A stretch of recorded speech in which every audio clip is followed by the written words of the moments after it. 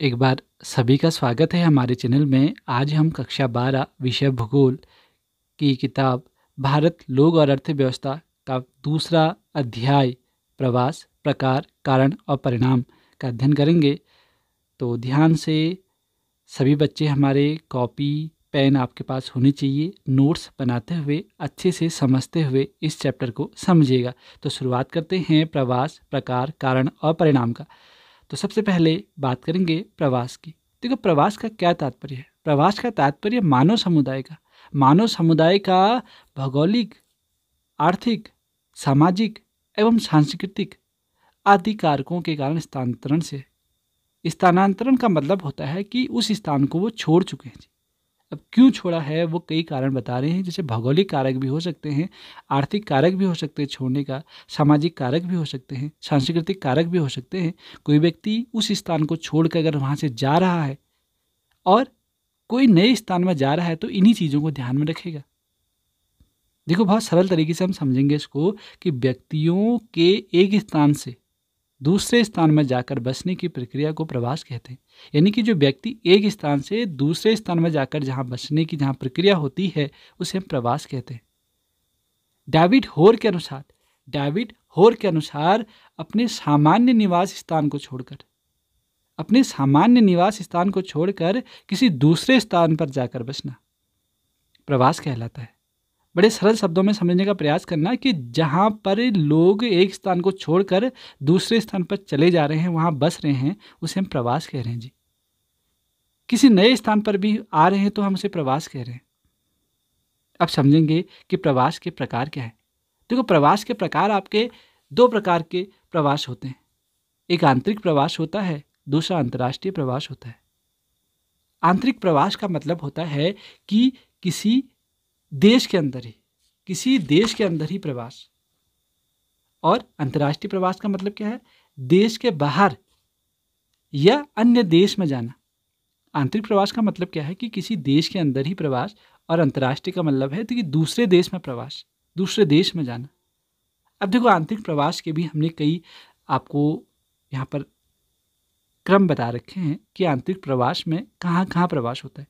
जैसे गांव से गांव में प्रवास, लोग एक गांव से छोड़ के दूसरे गांव में जाते हैं, वहाँ पर साधनों के कारण, वहाँ संसाधनों के कारण। दूसरा, गांव से नगर की ओर प्रवास होता है। सबसे ज़्यादा हमें देखने को मिलता है कि लोग गांव से नगर की ओर आ रहे हैं, रोजगार की तलाश में आ रहे हैं, अच्छी शिक्षा के लिए आ रहे हैं, अच्छे स्वास्थ्य के लिए आ रहे हैं। ऐसे ही नगर से गांव की ओर भी लोगों का प्रवास हो रहा है। अब नगर से गांव की ओर प्रवास कहाँ हो रहा होगा जी? नगर से गांव की ओर प्रवास वहाँ हो रहा है जो लोग शांति की तलाश में आ रहे हैं, जिनको उस शहर की भीड़ भाड़, उस शोरगुल से वो जो शांति की ओर आ रहे हैं। आपने देखा होगा आजकल कई लोग जो है वो नगर से गांव की ओर बस रहे हैं। उसके अलावा देखिए, नगर से नगर की ओर प्रवास। नगर से नगर की ओर प्रवास का मतलब ये है कि लोग एक नगर से दूसरे नगर जहाँ उससे उच्च संसाधन उपलब्ध हो, उच्च रोजगार प्राप्त हो, उच्च शिक्षा प्राप्त हो, उच्च स्वास्थ्य जहाँ प्राप्त होगा, तो लोग नगर से नगर प्रवास कर रहे हैं जी।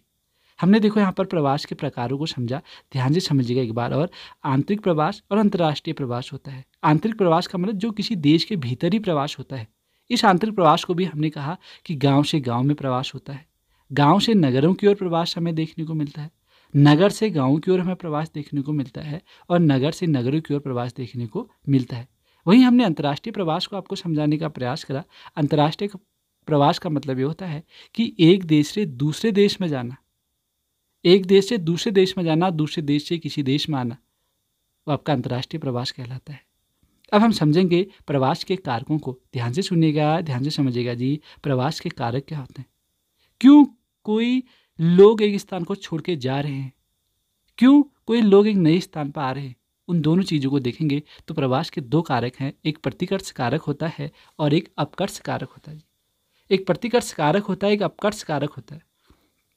प्रतिकर्ष कारक को आप ऐसे समझिए, पुश फैक्टर, जो उनको धक्का दे रहे हैं छोड़ने पर, यानी धकेल रहे हैं कोई स्थान छोड़ने के लिए। वो कौन से कारक है? देखिए, बेरोजगारी। देखो, आज के समय में सबसे बड़ी समस्या बेरोजगारी की है। लोग प्रवास कर रहे हैं रोजगार की तलाश में। उसके अलावा देखिए, बाढ़। अक्सर कई क्षेत्र ऐसे होते हैं जो रोज बाढ़ की चपेट में आते रहते हैं। तो ऐसे लोग क्या करते हैं? परेशान होकर उस क्षेत्र को ही छोड़ देते हैं। तो बाढ़ भी जो है किसी स्थान को छोड़ने का एक कारण है। सूखा जी, कई किसान भाई हमारे खेती करते हैं और खेती करने के बाद लगातार फिर सूखे का उन्हें सामना करना पड़ जाता है, और कई ऐसे लोग हैं जो कृषि पर निर्भर रहते हैं, तो लगातार सूखे के कारण वह उस स्थान को छोड़ देते हैं और एक उपजाऊ क्षेत्र की ओर बढ़ते हैं। प्राकृतिक आपदाएं, कई बार भूस्खलन, कई आपदाएं आ जाती हैं, तो उस कारण प्राकृतिक आपदा भी एक कारण होता है किसी स्थान को छोड़ने का। शिक्षा का अभाव, आज के समय में हर कोई एक अच्छी शिक्षा प्राप्ति करने के लिए किसी स्थान को छोड़ने पर मजबूर हो जाता है और शहरों की ओर जो है फिर जाता है। युद्ध, कहीं पर अगर युद्ध जैसी स्थिति आ जाती है तो लोग वहाँ रहना पसंद नहीं करते हैं और लगातार उस युद्ध वाली स्थिति से उस स्थान को छोड़ देते हैं जी। अपराध, जहाँ अपराधों की भरमार रहती है, अपराध होते रहते हैं, वहाँ का समाज सुरक्षित नहीं होता है, तो लोग वह स्थान छोड़ के चले जाते हैं जी। स्वास्थ्य सेवाओं की कमी सबसे महत्वपूर्ण है जी। आज के समय में लोग अच्छे स्वास्थ्य के लिए, हॉस्पिटल्स के लिए एक स्थान को छोड़ के दूसरे स्थान पर जाते हैं। अगर हम आगे बात करें तो अपकर्ष कारक। अब अपकर्ष कारक का मतलब है कि कोई स्थान हमें, समझिएगा, अपकर्ष कारक का मतलब होता है कि कोई स्थान हमें अपनी ओर खींच रहा है। क्यों खींच रहा है? देखिए, रोजगार के अवसर, वहाँ रोजगार के अवसर प्रदान है तो लोग वहाँ जाएंगे, उस स्थान पर आएंगे। बेहतर स्वास्थ्य सेवाएं, जहाँ अच्छी स्वास्थ्य की सुविधाएं उपलब्ध होंगी, हॉस्पिटल्स होंगे, वहाँ लोग अत्यधिक आएंगे। मनोरंजन के साधन, जहाँ लोगों के मनोरंजन के साधन उपलब्ध होंगे, लोग वहाँ पर आकर बसना शुरू होंगे। उसके अलावा शिक्षा के साधन, जहाँ उच्च शिक्षा की प्राप्ति हेतु विद्यालय, आपके विश्वविद्यालय और अन्य शिक्षा प्राप्ति हेतु संस्थान होंगे, लोग वहाँ पर आने को मजबूर होंगे। उसके अलावा स्वच्छ वातावरण और पर्यटन स्थल, तो बेहतर पर्यटन की ओर लोगों का जो रुझान होता है वो अक्सर उन्हें अपनी ओर खींचता है जी। तो हमने प्रवास के कारक देखे। अब देखेंगे प्रवास के परिणाम। देखो, प्रवास के परिणाम क्या होते हैं? प्रवास के परिणाम क्या होंगे? सबसे पहले आर्थिक परिणाम को समझेंगे। देखो, अगर कहीं पर लोग आ गए हैं या वहाँ से छोड़ के चले गए, तो प्रवास के परिणाम को हम सबसे पहले आर्थिक समझ रहे हैं। तो आर्थिक परिणाम क्या होंगे? आर्थिक परिणाम का मतलब है कि वहाँ के संसाधनों में अत्यधिक भार पड़ना, वहाँ के जो संसाधन हैं उन संसाधनों पर भार पड़ना, वहाँ पर रोजगार की कमी हो जाना। अगर अत्यधिक लोग आ जाएंगे तो रोजगार की कमी हो जाएगी, वहाँ पर अर्थव्यवस्था बिगड़ने की संभावना है, बहुत ज़्यादा लोग वहीं पर आ जाएंगे तो हमारी आर्थिक परिणाम हमें देखने को मिलते हैं। उसके अलावा दूसरा है जनांकिकीय परिणाम। जनांकिकीय परिणाम का मतलब होता है कि लोगों की संख्या में वृद्धि होना या कमी होना। देखो, दो ही बात हम साथ पैरेलल कर रहे हैं कि हो सकता है कि कोई लोग इस स्थान को छोड़ के चले गए हों और कोई नए व्यक्ति वहाँ आ गए हों। तो जनांकिकीय परिणाम में क्या होता है कि लोगों की संख्या बढ़ जाएगी। लोगों की संख्या बढ़ जाएगी तो हम फिर वही कहेंगे कि यहाँ पर को अव्यवस्थाएं हमें देखने को मिल सकती हैं।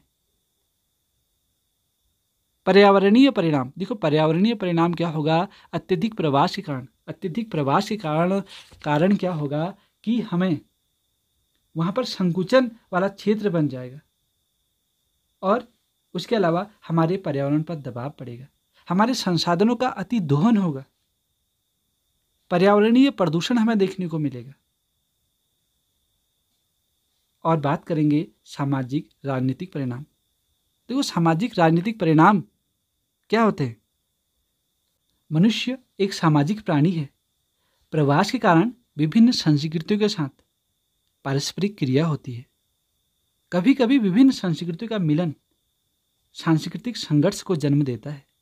यानी कि कहने का मतलब ये है कि प्रवास के परिणाम के फलस्वरूप सामाजिक राजनीतिक अस्थिरता भी हमें देखने को मिल सकती है। अगर हम इसको बड़े सरल शब्दों में समझेंगे कि प्रवास के परिणाम को, हमें आर्थिक परिणाम देखने को मिलेंगे, हमारे संसाधनों में आपका बोझ बढ़ेगा, दबाव बढ़ेगा, ये आर्थिक परिणाम होंगे। जनांकिकीय परिणाम का मतलब होता है कि जनसंख्या का अचानक बढ़ना। अब जनसंख्या का अचानक जब बढ़ जाएगी, घट जाएगी, तो हमें कई चीज़ें वहाँ पर देखने को मिलेगी। उसके अलावा पर्यावरणीय परिणाम, पर्यावरणीय परिणाम में क्या होगा कि हमारे पर्यावरण पर जोर पड़ेगा, पर्यावरण पर जोर पड़ेगा और पर्यावरण में जो है आपके कई ज़्यादा प्रदूषण भी हमें देखने को मिल सकते हैं। उसके अलावा सामाजिक राजनीतिक परिणाम, सामाजिक राजनीतिक परिणाम में क्या होता है, मैंने आपको बता दिया है कि इसमें कभी कभी क्या होता है कि हमें राजनीतिक और सामाजिक अस्थिरता देखने को मिलती है, क्योंकि विभिन्न संस्कृतियों का जहाँ मिलन होता है वहाँ सांस्कृतिक संघर्ष भी हमें देखने को मिलता है। तो आशा करता हूँ कि आपने इस चैप्टर को समझा होगा। आप अच्छे से और गहरे ढंग से अपने नोट्स बनाते हुए चलेगा। बहुत बहुत धन्यवाद।